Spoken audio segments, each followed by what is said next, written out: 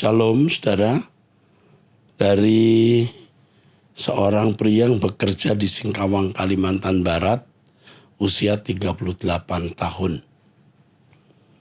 Saya pengikut suara kebenaran sejak baru ini 2 tahun yang lalu.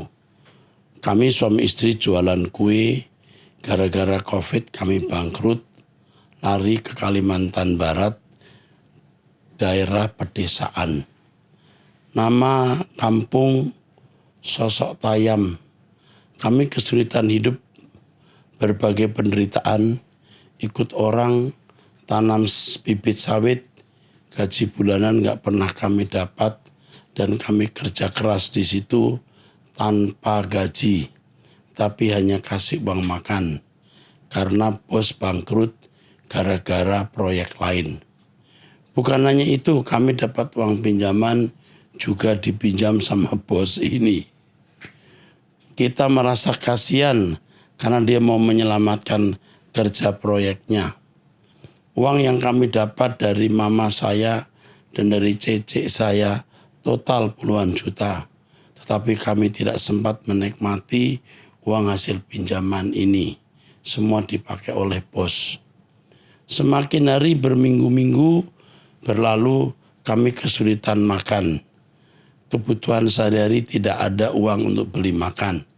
Ini masalah yang saya mau dapat jawaban Alkitab. Kayaknya hampir 2 bulan kami suami istri mengikuti suara kebenaran, asistennya Erastus Sabdono. Saya rasa jiwa saya dan istri saya berbeda sebelum dan sesudah ikuti khotbah renungan malam, pagi, doa malam, dan istri saya ikuti wanita surgawi baru-baru ini sudah kebagian 4. Kami ikuti langit baru, langit yang baru dan bumi yang baru. Sudah tamat kemarin. Terus kemarin saya sudah melanjut ke doa Bapak kami. Sekarang sudah bagian 6. Inti masalah yang aku mau sampaikan adalah merokok itu bertentangan enggak jika dimasukkan ke dalam doa Bapak kami. Saya kesulitan lepas rokok. Ada orang bilang sejak kecil merokok sampai dewasa. Itu kalau berhenti pasti resiko kena sakit. Ya. Saya jawab dulu ini ya, salah. Merokok dari kecil lalu berhenti tidak resiko. Justru jadi baik. Bukan resiko negatif, tapi dapat buah positif kalau berhenti merokok ya. Saya teruskan, saya malam ini juga habis berdoa mengenai rokok, saya bilang kepada Tuhan Yesus, Tuhan, kalau saya berhenti merokok demi ingin hidup seperti Yesus, karena Yesus nggak merokok, bagus ya. Kalau saya berhenti merokok terus karena kalau saya berhenti merokok terus kena sakit, itu saya takut tidak bisa bekerja dan memuliakan Tuhan. Jadi bagaimana? Tidak akan sakit. Memang mungkin dari pengalaman yang saya dengar agak pusing-pusing. Biasa merokok, tidak merokok. Tapi kalau sudah dilewati, tidak. Karena rokok itu racun. Ya, biasa minum racun, terus tidak minum agak pusing. Tapi lama-lama tidak. Ini saya sulit dan belum lepas rokok saya, tapi cuma berkurang saja. Saya dan istri sangat merindukan langit baru, bumi baru. Kami sudah capek sama bumi ini. Penuh tipu daya dan banyak masalah. Maka kami terus-menerus maksa diri dan ingin memenuhi syarat dan standarnya Tuhan. Apa rokok itu harus lepas atau kurangi dengan pelan-pelan atau secara mendadak? Jika harus mendadak, saya siap. Jika itu jawabannya yang tepat, berarti saya harus siap menghadapi sakit yang akan menimpa saya, karena saya mau suatu hari nanti aku layak memanggil Allah itu Allah Bapa. Bagus. Mengharukan juga ya tulisan ini. Puji Tuhan, kami suami istri udah gak cinta nikmat dunia lagi karena sering gagal di dunia ini. Saya takut udah susah menderita di dunia lalu masuk atau hinaan kekal. Kami takut sekali, jiwaku gemetar setelah mendengar tentang surga. Masalah lain tidak ada. Saya hanya butuh jawaban rokok saja. Bukan rokok jawab Pak, tapi Alkitab yang jawab ya Pak Erastus. Oke, ini akan saya perhatikan ini.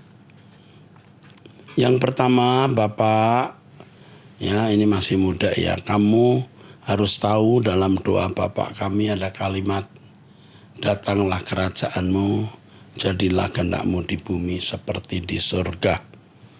Dan dimulai dengan dipermuliakan namamu. Artinya di dalam doa Bapak kami, kita dipanggil untuk mempermuliakan Tuhan dan menghadirkan kerajaan Allah. Merokok itu sikap yang kurang menghadirkan kerajaan Allah. Ya. Tidak memuliakan Allah. Karena tubuh kita bait Roh Kudus, rokok itu adalah sesuatu yang merusak tubuh, jadi kita tidak memuliakan Allah dengan merusak baitnya. Jangan percaya omongan orang kalau berhenti merokok akan sakit.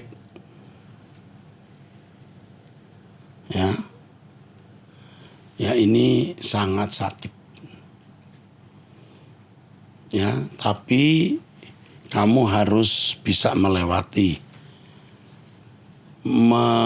Menghisap rokok itu membunuh. Itu cara membunuh tubuh pelan-pelan. Jadi sekarang jangan merokok biar tubuhmu sehat, usiamu masih 38 tahun ya. Jadi kamu masih bisa umur panjang dan setelah kamu berhenti merokok maka tubuhmu akan mereset. Tubuhmu akan mereset kembali. Ya, kalau tadi tubuhmu diisi sesuatu yang buruk bisa merusak enzim positif di tubuhmu. Sekarang setelah kau berhenti nanti tubuh akan memperbaiki diri. Ini cerdasnya tubuh kita. Jadi berhenti merokok. Jangan percaya akan sakit. Tidak. Tapi waktu berhenti merokok memang ada sakit. Artinya kamu seperti orang kecanduan. Ya, kamu agak pusing-pusing bisa begitu.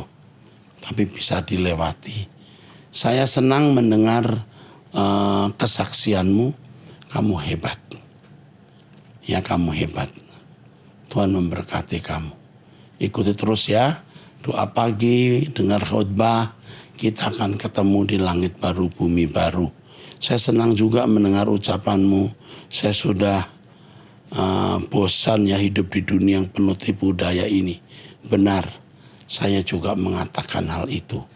Cuman kita harus hidup di bumi untuk berbuah. Sebelum kita pulang ke surga, kita harus berbuah. Kamu tidak selalu miskin terus. Tuhan akan memulihkan hidupmu.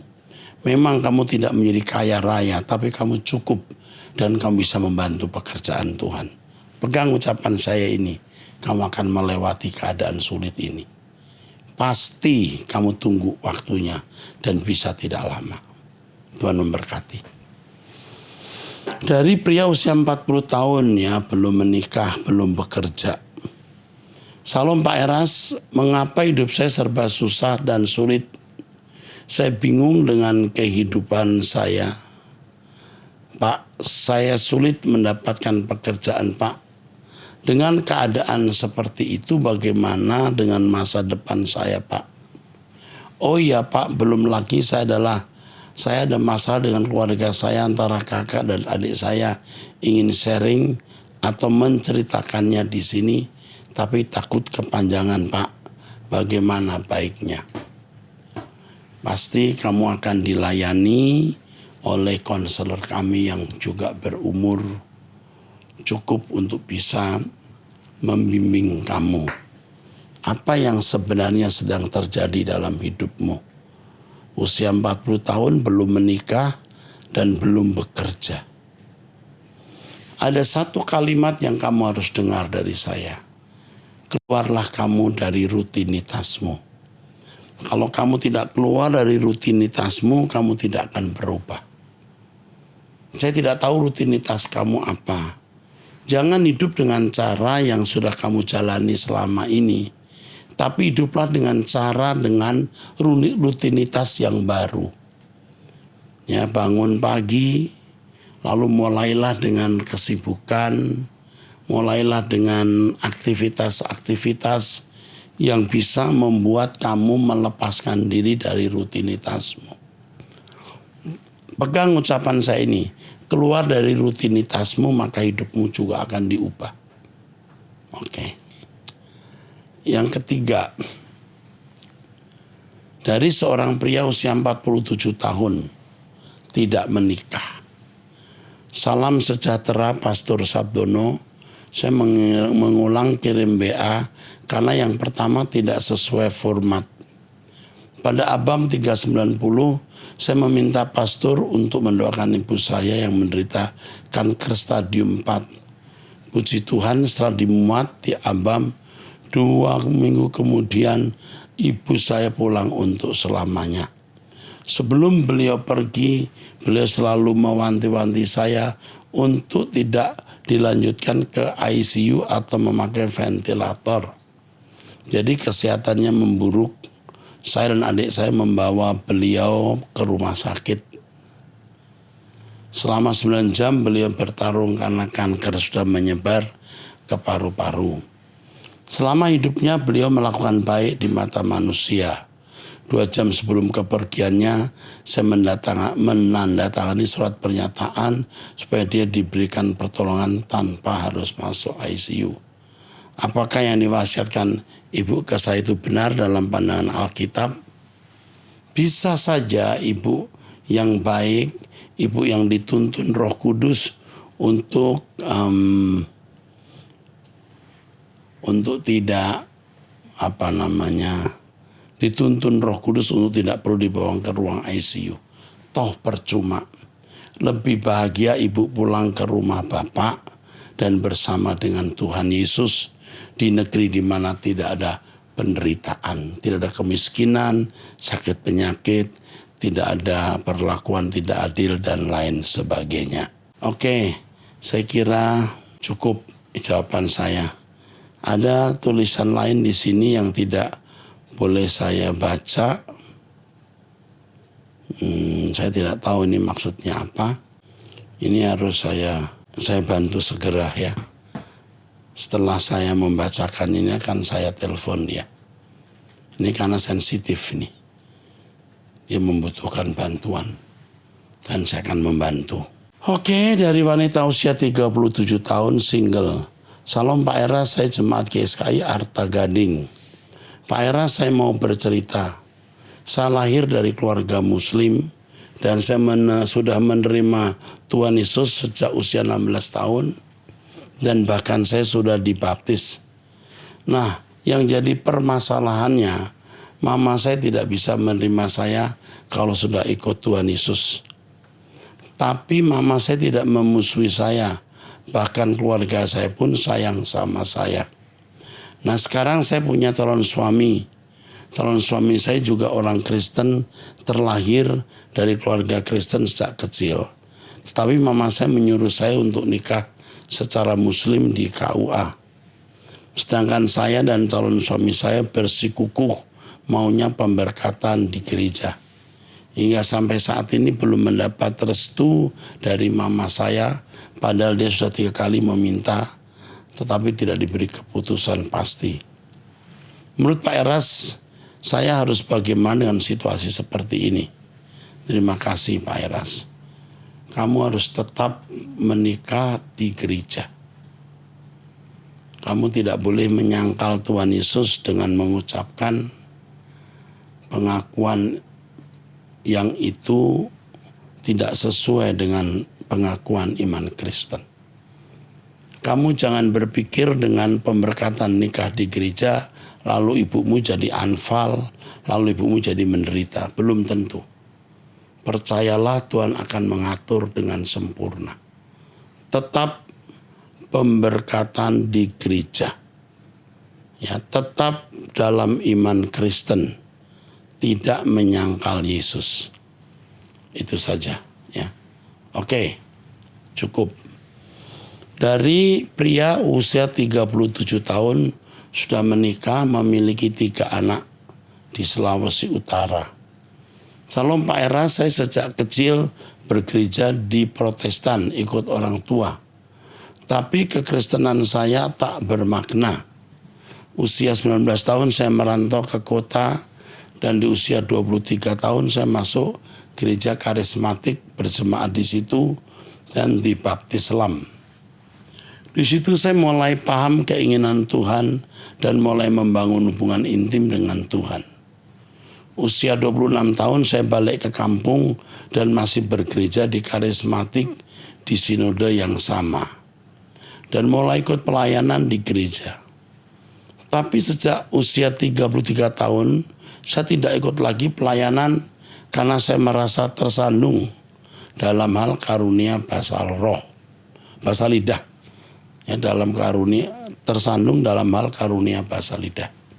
Padahal dulunya saya merasa bahasa lidah itu hal yang biasa di gereja karismatik. Tapi seiring berjalannya waktu saya merasa risih dengan karunia itu. Saya sering mencari pengajaran tentang karunia bahasa lidah di YouTube dan akhirnya ketemu pengajaran Pak Eras. Saya mendengarkan semuanya 3 bagian itu, di mana salah satunya yang saya tangkap adalah bahasa lidah itu untuk ibadah raya. Kalaupun ada harus maksimal 3 orang dan ada yang harus menafsirkan. Itu pun lebih baik kalau di persekutuan doa dan ketika doa pribadi dengan Tuhan. Jadi Pak, terkadang saya seperti tidak ada keinginan ikut ibadah raya karena saya merasa karunia itu di gereja saya terlalu berlebihan. Saya pernah share dengan gembala sempat mengenai pengajaran Pak Eras, tapi sepertinya memang berbeda pemahamannya. Pertanyaan saya, apa yang harus saya lakukan Pak?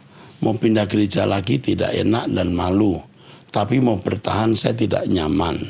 Ketika sudah mau masuk sesi penyembahan berbahasa roh. Jadi terkadang saya kalau mau ikut ibadah raya, saya nanti datang kalau sudah masuk pemberitaan firman. Supaya demikian Pak, mohon maaf atas kebodohan saya, mohon bimbingannya. Bagus ya. Bahasa lidah itu karunia, ada, bukan tidak ada. Jika seorang pemimpin menggunakannya, sebisa-bisanya ditafsirkan. Paulus mengatakan lebih baik aku menggunakan 5 kata dalam bahasa yang dimengerti manusia daripada beribu-ribu kata yang tidak mengerti. Bahasa roh juga bisa disampaikan masing-masing individu di gereja dengan tertib. Jika itu memuat pesan, harus ada yang menerjemahkan. Tapi jika tidak, cukup dia berdoa sendiri kepada Tuhan. Ingat, dengan tertib tidak berteriak-teriak. Masalahnya adalah banyak bahasa roh yang palsu. Itu. Sekarang ini menurut saya lebih banyak yang palsu. Ya. Kita kalau berdoa dalam bahasa roh tidak salah. Ya, asal dengan tertib, jika itu memuat pesan diterjemahkan. Ya, saya juga sesekali menggunakan bahasa roh dan saya terjemahkan, tapi sepotong-sepotong, tidak berdiri di mimbar lalu bahasa roh berkepanjangan, orang bingung. Kecuali waktu kita berdoa bersama agak panjang memang, karena masing-masing berdoa dengan kepada Tuhan. Ada yang punya karunia bahasa roh, dia gunakan, saya juga gunakan. Tidak memuat pesan atau nasihat. Semua harus dilakukan dengan tertib. Nah, kamu merasa tersandung, saya khawatir karena memang banyak bahasa roh yang palsu, yang tidak disertai hadirat Allah. Lalu apa yang harus kamu lakukan? Kamu berdoa minta petunjuk Tuhan. Apakah tetap di gereja itu atau tidak? Oke. Sekarang pertanyaan dari seorang wanita usia 23 tahun. Saya boleh bertanya bagaimana solusinya? Saya hamil di luar nikah dan belum menikah sampai sekarang. Anak saya berumur 3 tahun. Suami saya sangat kasar dan suka KDRT. Apa bisa saya meninggalkan suami saya dan menikah dengan orang lain walau sudah punya anak? Masalahmu ini ruwet, ya. Ruwet banget. Kamu pasti hidup bersama dengan orang yang salah. Kalau kamu merasa bahwa pria ini memang tidak layak jadi suamimu, tidak pantas jadi bapak anakmu, ya, kamu diam dulu. Sementara waktu berpisah tanpa cerai. Kalau dia bisa KDRT, kamu pisah dulu. Kamu jangan berniat menikah. Usiamu memang masih muda, tapi jangan menikah dulu. Kamu gantung. Kamu tunggu bagaimana Tuhan akan menunjukkan rencananya. Kamu rasanya sudah mulai kenalan dengan pria lain ini. Ini bahaya. Hidupmu akan tambah terperosok kalau kamu nikah lagi dengan pria yang sudah punya anak. Dan anaknya bukan satu lagi. Ya, bisa lebih. Jadi jangan begitu. Pisah dulu dengan suami yang suka KDRT, tunggu kehendak dan rencana Tuhan. Setelah itu kamu tanya lagi ke saya. Ya, pria seperti ini yang masih muda, ya, tentu dia akan mencari wanita lain. Ya, kamu tunggu dulu. Jangan menikah dengan orang. Kamu berpisah, kamu pisah, ya, tapi tidak usah harus cerai. Memang pertanyaan saya, pernikahan kamu itu sah tidak? Diberkati di gereja tidak? Kalau belum diberkati, tidak tercatat, kamu pisah saja dulu. Ya, itu saja saran saya. Berikutnya dari wanita usia 52 tahun sudah menikah. Pak, sejak kelas 1 SMA, saya beribadah di satu gereja dan kami dididik dengan firman yang keras mendewasakan. Dan sebenarnya saya tumbuh di gereja itu. Tapi oleh karena ada pergolakan di dalam gereja itu, saya keluar dan pindah ke gereja lain. Masih gereja Pentakosta, tapi beda pengajaran dengan gereja yang semula. Gereja yang baru ini saya jadi canggung. Mau pindah lagi saya malu, nanti dikatain gereja Kristen jalan-jalan. Gimana Pak, mau nasihatnya? Untuk mengenyangkan rohani saya selalu mengikuti khotbah Pak Eras. Oh iya, dulu Pak Eras pernah berkhotbah di gereja kami di kota Pematang Siantar. Kamu pindah dari satu gereja ke gereja lain, gereja yang berikutnya ajarannya berbeda, kamu tidak merasa sejahtera. Yang kamu lakukan apa sekarang? Berdoa minta petunjuk Tuhan. Gereja mana yang harus kamu hadiri atau pendeta mana yang harus kamu dengar? Kalau sementara kamu belum ada gereja, kau bisa mengikuti lewat online kebaktian gereja yang di dalamnya kamu diberkati. Dan kalau kau merasa diberkati di gereja yang saya gembalakan, ikuti saja. Ya, tanpa harus menjadi anggota gereja kami. Tapi menjadi anggota gereja kami pun juga tidak masalah. Yang penting harus petunjuk Tuhan kamu dengar dan kamu ikuti. Ya, puji Tuhan. Dari wanita usia 26 tahun sudah menikah. Pertanyaannya, apakah bisa seorang istri meninggalkan suami dan anak-anak 2 tahun pergi kerja di luar negeri? Wah, saya harus tahu anak-anak kamu itu umurnya berapa? Suamimu apakah bisa ngurus anak? Mengapa harus kerja di luar negeri? Ini pertanyaannya tidak bisa dijawab dengan mudah. Tetapi yang saya harus beritahu, kalau ada pekerjaan di dalam negeri, mengapa harus keluar negeri? Sebab yang penting di sini kebersamaan dengan anak. Kamu akan menyesal kalau suatu hari anak-anakmu tidak terdidik menjadi anak-anak yang kacau, yang rusak. Percuma kamu dapat gaji besar di luar negeri, tapi anakmu berantakan. Saya percaya di Indonesia kau masih bisa mencari nafkah dengan suamimu dan menghidupi anak-anakmu. Tidak harus keluar negeri. Ya, pikirkan ini baik-baik.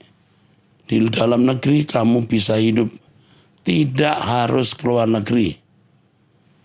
Oke. Pertanyaan dari wanita usia 30 sampai 40 tahun masih single, IT profesional yang tinggal di luar negeri. Salam Pastor Eras yang kami hormati. Kami memiliki seorang tante, adik papa umur 60 tahun. Seorang wanita cantik, simpanan pria kaya yang sama sejak umur 20 tahun. Tante rajin ke gereja. Masalahnya saya muak dengan gaya hidupnya yang terang-terangan serong. Tinggal di apartemen mewah dengan mobil Eropa yang mahal. Sang istri tahu hal ini selama sekian tahun. Tidak bercerai demi harta dan nama baik keluarga besar. Beliau senang mendekati saya, berhubung saya secara finansial sangat mandiri. Pengennya menginap di rumah saya kalau beliau jalan-jalan ke luar negeri. Saya sering menolak, puji Tuhan, Papa mendukung saya. Waktu saya kecil mungkin tidak terlalu memikirkan gaya hidupnya. Tapi sekarang saya benci melihat bagaimana perselingkuhan menghancurkan keluarga teman-teman sekitar saya yang cerai. Meskipun saya belum menikah. Saya coba mendoakan, tapi sulit merasa berbelas kasihan terhadapnya. Semoga Pastor Eras bisa share pandangan Pastor mengenai hal ini. Kalau dia sudah umur 60 tahun, seorang tante adik papa umur 60 tahun, wanita cantik yang jadi simpanan pria kaya, ya, sejak umur 20 tahun. Kalau sudah 60 tahun, selama hidupnya hidup dalam keadaan seperti ini, ya, menjadi simpanan pria, hidup foya-foya, sulit berubah. Kamu hanya bisa berdoa dan menyerahkan ke tangan Tuhan.